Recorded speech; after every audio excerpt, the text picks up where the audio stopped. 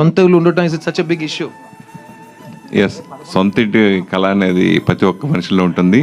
అలాగే నేను హైదరాబాద్ వచ్చిన తర్వాత సొంత ఇల్లు కళ దాదాపు ఒక 15 years తర్వాత సాధించుకున్నాను. ఫిలిం నగర్లో సొంత ఇల్లు కట్టుకున్నాను.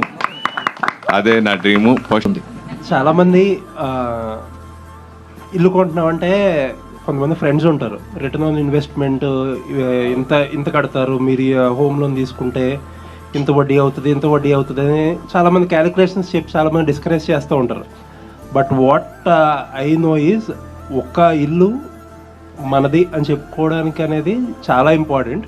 అది మీరు ఎంత ఇంట్రెస్ట్ కట్టినా, ఎంత లైఫ్ టైం సేవింగ్స్ చేసినా, ఎస్ఐపి చేసినా, నథింగ్ మ్యాటర్స్. అది ఆ ఒక్క ఇల్లు అనేది ఉండాలి. Like anything.